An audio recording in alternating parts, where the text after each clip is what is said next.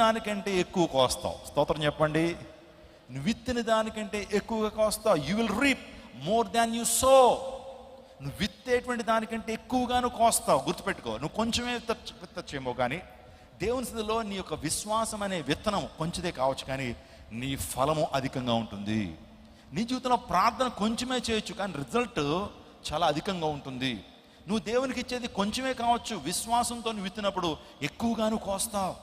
ఇక్కడ నువ్వు చేయాల్సింది మనస్ఫూర్తిగా చేయాలి. దేవుడు మన ఇంటెన్షన్స్ చూస్తాడు.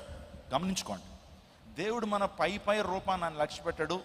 మన మనుషుల ముందు వేషధారులుగా కనిపించినంత మాత్రాన దేవుడు మన జీవితంలో అద్భుతాన్ని చేయడు. దేవుడు హృదయాన్ని చూస్తాడు. కొన్ని సందర్భాల్లో భక్తిని మనం ప్రదర్శించడానికి మనం ప్రయత్నం చేస్తుంటాం. ప్రార్థనా పరులుగా కనిపించడానికి, మనం కూడా ఆత్మీయత కలిగినటువంటి వ్యక్తులుగా కనిపించడానికి, పరిశుద్ధత కలిగినటువంటి వ్యక్తులుగా మాట్లాడడానికి ప్రయత్నం చేస్తుంటాం. దేవుడు కొన్ని సందర్భాల్లో మనం చూసి నవ్వుకుంటాడేమో, కానీ ఒక్క విషయం నేను చెప్పనండి, దేవుడు అంతరంగాన్ని చూస్తాడు. మనుషులైతే పై రూపాన్ని చూస్తారు, నా ముఖాన్ని చూస్తారు, నా హెయిర్ స్టైల్ని చూస్తారు, నా డ్రెస్సింగ్ చూస్తారు. ప్రభు మన అంతరంగాన్ని చూసి కార్యాలు చేస్తాడు. అందుని బట్టి మనుషుడా నువ్వు ఏం విత్తుతావో ఆ పంటను కోస్తావు. అక్కడ అంటాడు, దేవుడు విక్రయింపబడడు. దేవుడు ఏం చేయబడ్డు? దేవుడు విక్రయింపబడడు. నీ భార్యను నువ్వు ఫోల్ చేయొచ్చు. రాత్రి అంతా ఎక్కడో తిరిగి, ఏమండి అర్ధరాత్రి ఇంటికి వచ్చితే భార్య అడుగుతుంది, ఎక్కడికి వెళ్ళావు అండి అంటే, ఆఫీస్లో ఎన్ని పనులు అనుకుంటున్నావు, ఇప్పుడే ఆ మీటింగ్ ఉంది, ఆ కాన్ఫరెన్స్ ఉంది, ఆ టెలికాన్ఫరెన్స్ ఉంది, ఈ టెలికాన్ఫరెన్స్ ఉందని చెప్పి భార్య దగ్గర అద్భుతంగా నువ్వు నటించవచ్చు.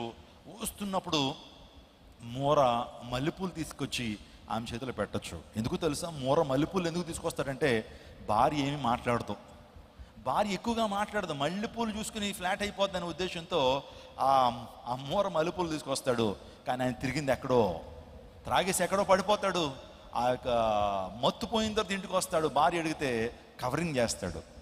భార్య దగ్గర నువ్వు నటించవచ్చు, కానీ దేవుని దగ్గర మనం నటించగలుగుతామా? మనుషులను మనం మభ్య పెట్టచ్చు, కానీ దేవుని దగ్గర మనం మభ్య పెట్టగలుగుతామా?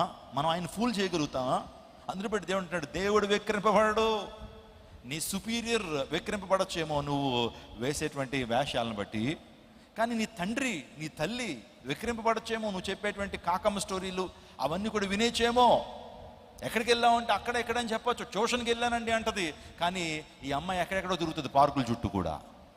సో నీ తల్లిని నువ్వు మోసం చేయొచ్చు, తండ్రిని మోసం చేయొచ్చు, దేవుని సేవకుని మోసం చేయొచ్చు.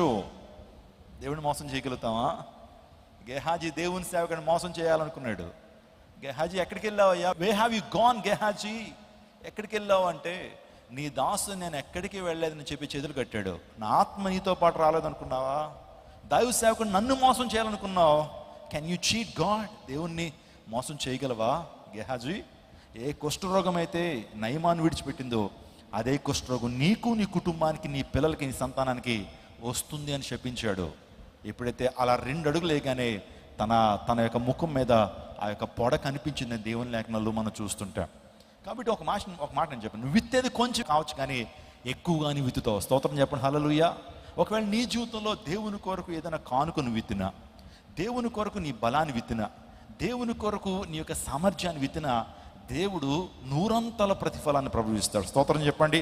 నువ్వు విశ్వాసంతో కొంచెమే విత్తచ్చు, కానీ దేవుడు నన్ను అధికం చేస్తాడనే విషయాన్ని దేవుని లేఖనాల్లో మనం చూస్తున్నాం. పరిశుద్ధ గ్రంథ లేఖనాల్లో మనం చేసే క్రియలను బట్టి, మనం చేసిన పనిని బట్టి దేవుడు మన జీవితంలో కార్యం చేస్తాడు. అర్థమవుతుందండి? నీవు చేసేటువంటి పనిని బట్టి. ఈ మాట ఒక్కసారి మీరు నాతో పాటు చెప్పండి. చేసిన పనిని బట్టి. అందరూ చెప్పండి మరొకసారి. చేసిన పనిని బట్టి, నువ్వు చేసిన పనిని బట్టి, నువ్వు విత్తనాన్ని బట్టి దేవుని కార్యాలు.